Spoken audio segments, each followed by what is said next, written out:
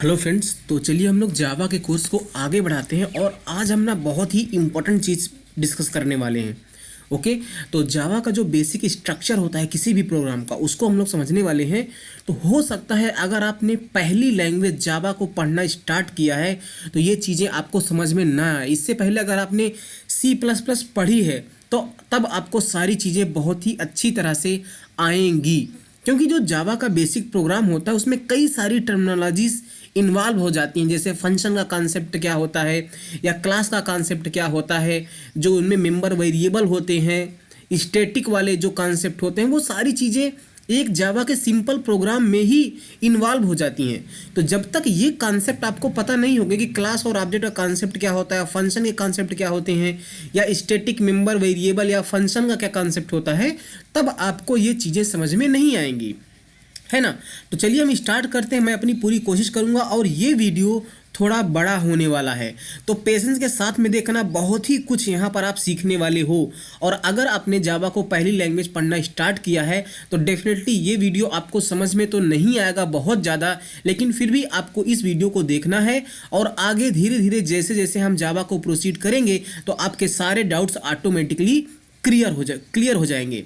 Okay, तो चलिए हम लोग स्टार्ट करते हैं थोड़ा सा। तो अभी तक देखिए हमने 4 वीडियोस को अपलोड कर दिया था, तो अगर आपने अभी इन सारे वीडियोस को नहीं देखा है तो प्लेलिस्ट सेक्शन में आओ, यहाँ पर व्यू फुल प्लेलिस्ट में करो और यहाँ पर 4 वीडियोस अभी तक अपलोड हैं, तो इनको आप पूरा देख लो।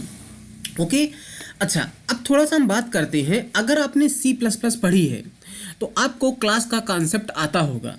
तो जब भी हम लोग क्लास बनाते हैं तो उसमें क्या होते हैं, फंक्शंस होते हैं, कुछ वेरिएबल्स होते हैं। तो उसमें जो फंक्शंस या वेरिएबल होते हैं वो स्टैटिक भी हो सकते हैं, है ना। तो हमें अगर थोड़ा सा आपको आइडिया है तो मैं आपको बताता हूँ कि जो स्टैटिक चीज़ें होती हैं उनको हम क्लास का नाम यूज करके एक्सेस कर सकते हैं। उनको एक्सेस करने के लिए हमें किसी क्लास के ऑब्जेक्ट की ज़रूरत नहीं होती है। ओके, लेकिन अगर कोई चीज़ स्टैटिक नहीं है तब अगर हमें उसको एक्सेस करना है तो हमें उस क्लास के ऑब्जेक्ट की ज़रूरत पड़ेगी। क्लास का हम ऑब्जेक्ट बनाते हैं, उसके बाद ही हम बिना स्टैटिक चीज़ों को, जो स्पेशली इंस्टेंस जिन्हें बोला जाता है, इंस्टेंस वेरिएबल हो या फंक्शन हो, उनको अगर मुझे कॉल करना है, उनको एक्सेस करना है तो हमें उस क्लास के ऑब्जेक्ट की ज़रूरत पड़ती है। तो आई होप कि ये बेसिक चीज़ें पता होंगी। अगर आपने C++ पढ़ी है, नहीं पढ़ी है तो कोई बात नहीं, आपने सुन लिया, आपने जान लिया है ये चीज़ें। अब देखिए हम लोग यहाँ पर 2 क्लास की बात करते हैं अपने जावा के बेसिक प्रोग्राम को समझने से पहले। अगर मैं अपने जावा के बेसिक प्रोग्राम को यहाँ पर अगर आपको दिखाऊं तो यहाँ पर देखिए हमने सिंपल सा प्रोग्राम लिखा है। और एक बात समझिए, यहाँ पर अभी कुछ लेक्चर्स में हम लोग जो कोडिंग करेंगे वो हम लोग नोटपैड पर कोडिंग करेंगे और इसको रन करने के लिए हम लोग कमांड प्रॉम्प्ट का यूज करेंगे। उसके बाद जब हम लोग थोड़ा सा इस पर क्लियर हो जाएंगे क्या कुछ होता है तो हम लोग कुछ एडवांस IDE जैसे इक्लिप्स हो गया या इंटेलिजे हो गया, उन सारी चीज़ों को हम लोग इंस्टॉल करेंगे, लेकिन फिलहाल के लिए हम लोग यहीं पर करेंगे। तो इसको समझने से पहले आपको ये डायग्राम समझिए। हमारे पास 2 प्री डिफाइंड क्लास हैं। अब क्लास है तो सिंपल सी बात है, उसमें कुछ मेंबर वेरिएबल्स होंगे, कुछ फंक्शंस होंगे, है ना। तो यहाँ पर हमारे पास एक क्लास है सिस्टम क्लास। अब ध्यान से सुनना, एक सिस्टम क्लास है और एक हमारे पास प्रिंट स्ट्रीम क्लास है। तो जो ये प्रिंट स्ट्रीम क्लास है, ये प्रिंट स्ट्रीम क्लास है, इसके अंदर एक मेथड है, प्रिंट एलन मेथड है। ओके, और ये मेथड स्टैटिक मेथड नहीं है। अगर ये मेथड स्टैटिक होता तो यहाँ पर स्टैटिक कीवर्ड लिखा होता। जैसे आप सिस्टम क्लास के अंदर एक वेरिएबल है आउट वेरिएबल, लेकिन ये आउट वेरिएबल स्टैटिक है, इसलिए देखिए यहाँ पर स्टैटिक कीवर्ड लगा हुआ है। इसका मतलब अगर मुझे इस स्टैटिक को एक्सेस करना है तो हम इस क्लास का नाम सिस्टम को यूज करके इसको हम डायरेक्ट एक्सेस कर सकते हैं, है ना, क्योंकि ये स्टैटिक है। तो इस क्लास में जो भी स्टैटिक चीज़ें होंगी उनको हमें एक्सेस करने के लिए हम क्लास का नाम यूज कर सकते हैं। स्टैटिक चीज़ों को एक्सेस करने के लिए हमें इस क्लास के ऑब्जेक्ट की ज़रूरत नहीं पड़ेगी। लेकिन आप यहाँ पर एक फंक्शन देखिए, ये प्रिंटलन फंक्शन जो है ये स्टैटिक नहीं है। और अगर ये स्टैटिक फंक्शन नहीं है तो इसको अगर मुझे एक्सेस करना है तो मुझे इस क्लास के ऑब्जेक्ट की ज़रूरत पड़ेगी।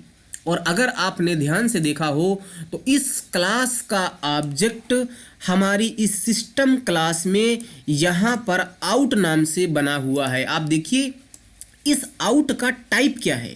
इस आउट का टाइप है प्रिंट स्ट्रीम, यानी कि ये ऑब्जेक्ट प्रिंट स्ट्रीम टाइप का है।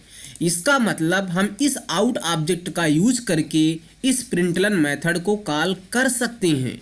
या तो हम इस क्लास का कोई दूसरा ऑब्जेक्ट बना लें, उस ऑब्जेक्ट का यूज करके हम प्रिंट एलन मेथड को कॉल करें, या तो पहले से जो जावा जिन लोगों ने बनाया उन लोगों ने हमें पहले से एक आउट नाम का स्टैटिक ऑब्जेक्ट बना करके दिया है प्रिंट स्ट्रीम क्लास का, तो हम इसी आउट को यूज करके भी इस प्रिंटलन मेथड को कॉल कर सकते हैं। ये इतनी चीज़ समझ में आई। अब जो ये प्रिंट स्ट्रीम क्लास है ना, इसके अंदर जो ये प्रिंटलन मेथड है इसकी कई सारे वर्जन्स अवेलेबल हैं। यानी कि इसमें आप अब फंक्शन के बारे में थोड़ा सा मैं आपको और बताता हूँ। फंक्शन में हम लोग आर्गूमेंट्स को पास कर सकते हैं। जैसे मैं आपको ना यहाँ पर कुछ सर्च करता हूँ, मैं यहाँ पर लिखता हूँ प्रिंट स्ट्रीम क्लास, मैंने इसे कुछ सर्च कर दिया है तो ओरेकल की जो भी वेबसाइट आएगी यहाँ पर प्रिंट स्ट्रीम, ये oracle.com, इसको आप ओपन करिए। मैं यहाँ पर आपको दिखाना चाहता हूँ कि जो प्रिंट स्ट्रीम क्लास है उसके अंदर जो ये प्रिंटलन मेथड है उसके कई सारे वर्जन्स अवेलेबल हैं। ओके, ये प्रिंटलन मेथड क्या करता है, जो भी हम आर्गूमेंट्स इसमें पास करेंगे उसको प्रिंट कर देगा। समझ में बात आई? उसको प्रिंट करेगा। तो अगर मुझे कोई भी चीज़ को हमारी कंसोल में कहीं भी प्रिंट करना है तो हमें इस प्रिंटलन मेथड को कॉल करना पड़ेगा, है ना। तो प्रिंटलन मेथड किसी भी चीज़ को प्रिंट करने के काम आता है। तो आप अगर इसमें इंटीजर टाइप की वैल्यू पास करोगे तो ये उस इंटीजर टाइप की वैल्यू को प्रिंट करेगा। अगर आप इसमें कैरेक्टर टाइप की वैल्यू को पास करोगे तो ये कैरेक्टर टाइप की वैल्यू को पास करेगा। इसका मतलब इस प्रिंटलन मेथड में हम डिफरेंट टाइप के ऑब्जेक्ट को या वेरिएबल को पास कर सकते हैं। और अगर हम डिफरेंट टाइप के वेरिएबल्स को पास कर सकते हैं तो इसका मतलब इसके कई सारे वर्जन्स इस क्लास में बने होंगे। और वो क्या क्या वर्जन्स है मैं आपको दिखाता हूँ। मैंने यहाँ पर oracle की प्रिंट स्ट्रीम क्लास ओपन कर ली है। आप यहाँ नीचे आइए तो अभी आपको ये सारी चीज़ समझना नहीं। यहाँ पर देखिए मेथड समरी लिखा है। अब इसमें कई सारे मेथड हैं, अपेंड है, अपेंड के बहुत सारे मेथड हो गए, है ना। इसी तरह से नीचे आइए, अभी प्रिंट के कई सारे मेथड हैं। तो आप प्रिंट का भी यूज करके वैल्यूज को प्रिंट कर सकते हो। अभी हम लोग प्रिंटलन की बात करें तो और नीचे आइए और देखिए यहाँ पर आपको ये प्रिंटलन मिल जाएगा। आप यहाँ पर क्लिक कर दीजिए तो आपको ये नीचे आएगा। देखिए ये प्रिंटलन जो मेथड है, ये देखिए यही वाला हमने वहाँ पर लिखा है। इसमें कोई आर्गूमेंट्स पास नहीं होता है। प्रिंटलन का एक वर्जन नीचे यहाँ पर और है जो बूलियन टाइप की वैल्यू को ले रहा है, ट्रू या फॉल्स। प्रिंटलन का एक और यहाँ पर वर्जन है जो कैरेक्टर टाइप की वैल्यू को ले रहा है। तो ये कैरेक्टर टाइप की वैल्यू जो भी आप पास करोगे उसको ये प्रिंट कर देगा। प्रिंटलन का और देखिए इंटीजर टाइप की वैल्यू को ले रहा है, ये वाला लॉन्ग टाइप की वैल्यू को ले रहा है, ये वाला फ्लोट, ये वाला डबल, और ये वाला देखिएगा एक कैरेक्टर अरे को ही एक्सेप्ट कर रहा है, ये वाला, है ना। और ये वाला स्ट्रिंग टाइप की वैल्यू को एक्सेप्ट कर रहा है, और ये वाला ऑब्जेक्ट टाइप की वैल्यू को एक्सेप्ट कर रहा है। तो प्रिंटलन के कई सारे वर्जन्स अवेलेबल हैं। अगर आपने, अगेन मैं बोलूँगा, अगर आपने C++ पढ़ी है तो आपको फंक्शन ओवरलोडिंग का कॉन्सेप्ट पता होगा। और इसीलिए ना मैं रिकमेंड करता हूँ यार कि आप जावा पढ़ने से पहले ना C++ पढ़ो, क्योंकि जब आप C++ सीखोगे तो न केवल आप C++ सीख रहे होगे बल्कि आप साथ ही साथ जावा भी सीख रहे होगे। इनफैक्ट जावा सीखना बहुत ही आसान हो जाता है। तो छोड़िए उन सब बातों का भी नहीं करते हैं। इसका मतलब कि प्रिंटलन के कई सारे वर्जन्स हैं। हम अपने अकॉर्डिंग प्रिंटलन को कॉल करके उसमें आर्गूमेंट्स को पास कर सकते हैं, और जिस भी टाइप का हम आर्गूमेंट पास करेंगे वो प्रिंट हो जाएगा। इतना बात आपको समझ में आई। तो यहाँ पर आपने देखा कि ये जो प्रिंटलन मेथड है वो स्टैटिक नहीं है, इसलिए अगर मुझे इसको कॉल करना है तो मुझे इस क्लास का ऑब्जेक्ट चाहिए। और बाय डिफ़ॉल्ट जावा को बनाने वालों ने इस क्लास का ऑब्जेक्ट हमारी सिस्टम क्लास में आउट नाम से पहले से ही बना के रखा है। इसका मतलब आप समझिए कि अगर मुझे इस फंक्शन को कॉल करना है तो या तो मैं एक दूसरा ऑब्जेक्ट बनाऊं प्रिंट स्ट्रीम क्लास का, और उस ऑब्जेक्ट का यूज करके मैं इस फंक्शन को कॉल करूं, क्योंकि इस फंक्शन को मैं डायरेक्ट कॉल नहीं कर सकता क्लास का नाम यूज करके, क्योंकि ये स्टैटिक नहीं है।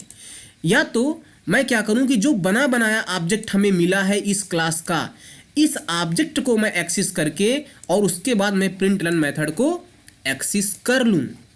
तो आप बताइए कि अगर मुझे इस प्रिंटलन मेथड को एक्सेस करना है तो सबसे पहले मैं बात करता हूं कि आउट का यूज करके हम लोग किस तरह से प्रिंटलन मेथड को एक्सेस करेंगे।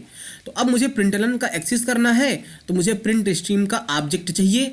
ऑब्जेक्ट तो हमारे पास यहाँ पर आउट है। अब ये प्रॉब्लम ये है कि ये आउट ऑब्जेक्ट जो है ये सिस्टम क्लास के अंदर बना है और ये स्टैटिक भी है। इसका मतलब अगर मुझे आउट को एक्सेस करना है तो हमें सिस्टम क्लास को यूज करना। तो हम लोग सिस्टम क्लास का यूज करके इस आउट को एक्सेस करेंगे। तो आप याद कर लो कि जो भी ये स्टैटिक चीज़ें हैं हम क्लास का नाम यूज करके एक्सेस कर सकते हैं। और अगर हमें एक्सेस करना है तो हम लोग लिखते हैं क्लास का नाम सिस्टम और क्लास के नाम में एस कैपिटल है, ध्यान रखना। तो हमने लिखा सिस्टम और डॉट ऑपरेटर लगा के हम इस आउट को एक्सेस कर लेंगे। तो जब हमने लिखा सिस्टम डॉट आउट तो हमने आउट को एक्सेस कर लिया। यानी कि ये जो यहाँ पर हमने लाइन लिखी ये हमारा एक प्रिंट स्ट्रीम का ऑब्जेक्ट है, ऐसे समझो। ये लाइन लिखना प्रिंट स्ट्रीम के ऑब्जेक्ट के लिखने के बराबर है। और जब अगर ये प्रिंट स्ट्रीम का ऑब्जेक्ट बन गया तो इस फंक्शन को हम एक्सेस कर लेंगे। और अगेन एक्सेस कैसे करेंगे? डॉट ऑपरेटर लगा के। तो इसी के आगे हम लगाएंगे डॉट और डॉट ऑपरेटर लगाने के बाद हम लोग लिखते हैं फंक्शन का नाम। तो लिखेंगे प्रिंट एलन। और इस तरह से हमने क्या किया? प्रिंट एलन मेथड को एक्सेस कर लिया।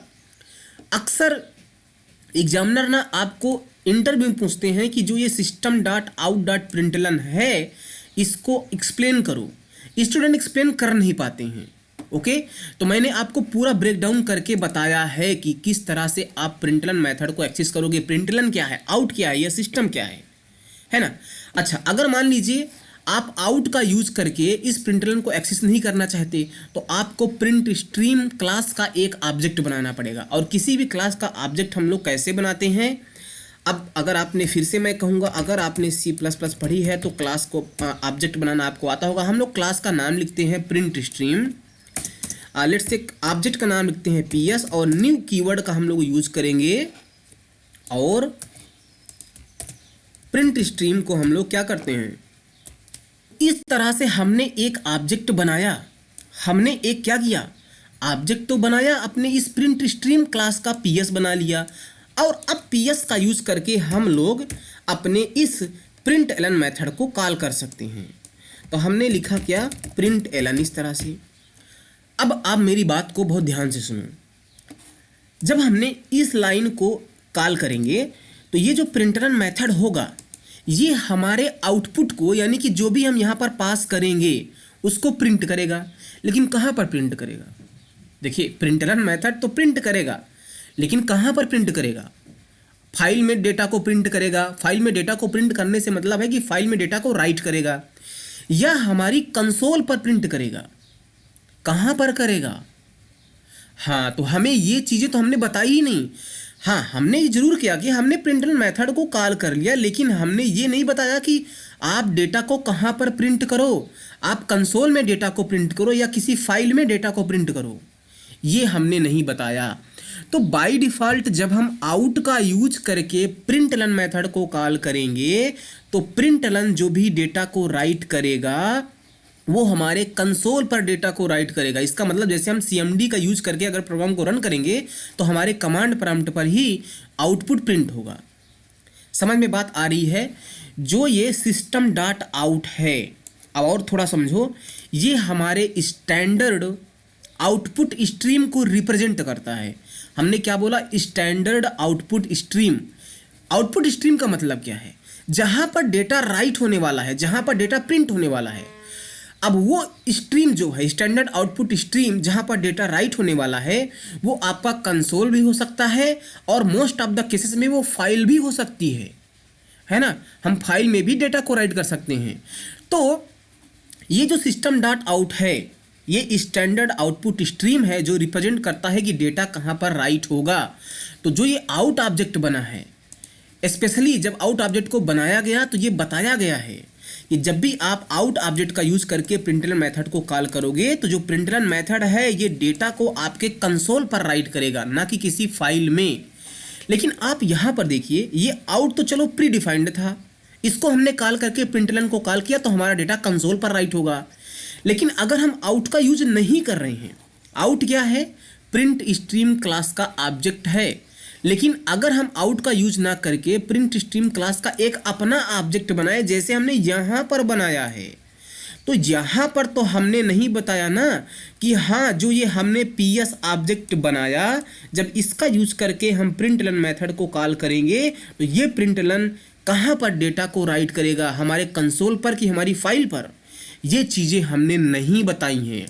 और अगर ये चीज़ें हमें बताना है तो उसके लिए जब हम ये पीएस ऑब्जेक्ट बना रहे हैं, ये जब हम पीएस ऑब्जेक्ट बना रहे हैं तो ऑब्जेक्ट बनाते ही समय यहाँ पर हमें आर्गूमेंट्स पास करने पड़ते हैं। ये आर्गूमेंट्स क्या होते हैं? वो डेस्टिनेशन होता है। आप यहाँ पर जो आर्गूमेंट पास करोगे वो बताओगे कि हाँ जब आप इस पीएस का यूज़ करके डेटा को राइट करोगे तो वो डेटा यहाँ पर डेस्टिनेशन जो भी आप आउटपुट स्ट्रीम मेंशन करोगे वो यहाँ पर डेटा को राइट करेगा। समझ में बात आई? तो अब हमें एक बात तो समझ में आ रही है कि अगर हम प्रिंट स्ट्रीम क्लास का अपना खुद का ऑब्जेक्ट बनाएंगे यार, तो हमें यहाँ पर बताना पड़ेगा कि डेटा कहाँ पर राइट हो, फाइल में कि हमारे कंसोल पर। तो अभी तो हमने यहाँ पर कुछ बताया ही नहीं है, तो डेफिनेटली ये काम नहीं करेगा, क्योंकि हमने पीएस को जब बताया ही नहीं कि अगर हम पीएस का यूज़ करके डेटा को राइट करेंगे तो कहाँ पर राइट होगा, तो वो कहाँ पर राइट करेगा, पता नहीं कहाँ पर राइट करेगा, तो डेफिनेटली ये वर्क नहीं करेगा। अब इसके और भी आगे कुछ है। आप यहाँ पर चाहो तो आप अपना खुद का यहाँ पर ऑब्जेक्ट बना सकते हो। जैसे देखिए, अगर आपको डेटा किसी फाइल में राइट करना है तो आप ना यहाँ पर फाइल का नाम लिख दो। कैसे? आप एक काम करो, मैं इस ब्रैकेट को हटाता हूँ। यहाँ पर मान लीजिए आपको डेटा फाइल में राइट करना है, तो आप क्या करोगे, आप यहाँ पर प्रिंट स्ट्रीम क्लास जब ऑब्जेक्ट बनाओगे तो ऑब्जेक्ट बनाने के बाद आप ना यहाँ पर फाइल का नाम लिखो। लेट्स से मैं लिखता हूँ file1.txt। तो जब आप इस पीएस का यूज़ करके प्रिंटलन मेथड को कॉल करोगे और डेटा राइट करोगे तो वो डेटा हमारी कंसोल पर प्रिंट नहीं होगा, वो डेटा इस फाइल में राइट हो जाएगा। अभी मैं आपको दिखा रहा हूँ, है ना, वो डेटा इस फाइल में राइट हो जाएगा। समझ बात आपको आई? मान लीजिए हमें अपना खुद का ऑब्जेक्ट भी बनाना है और डेटा को फाइल में नहीं राइट करना, डेटा को कंसोल पर करना है, तब आप यहाँ पर क्या पास करोगे?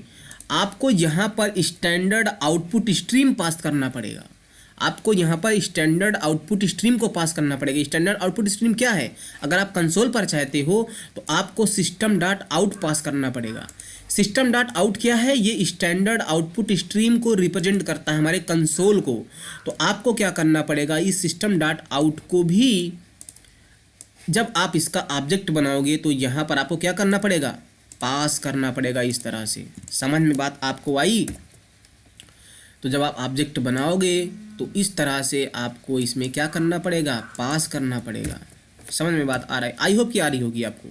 इसमें ज़्यादा कुछ है नहीं, अगर आपको क्लास और ऑब्जेक्ट का कॉन्सेप्ट आता है तो। अब जब हमने सिस्टम डॉट आउट यहाँ पर पास कर दिया, इसका मतलब हमने अपने कंसोल को इस पीएस के साथ में एसोसिएट कर दिया। और जब हमने अपने कंसोल को पीएस के साथ में एसोसिएट कर दिया तो जब मैं पीएस का यूज़ करके प्रिंटलन मेथड को कॉल करूँगा तो वो हमारे कंसोल पर डेटा को राइट करेगा। अब आपको ये सारी चीज़ें समझ में आई, और अगर ये सारी चीज़ें समझ में आ गई हैं तो चलिए हम लोग आगे बढ़ते हैं। तो यार ये वीडियो थोड़ा लंबा हो चुका है, 18 मिनट का भी वीडियो हो चुका है, 20 मिनट का, तो मैं इसको यहीं पर स्टॉप करता हूँ। अपने अगले वीडियो में हम फिर से इसी पर आगे थोड़ा और डिटेल में बात करेंगे। Okay, thank you.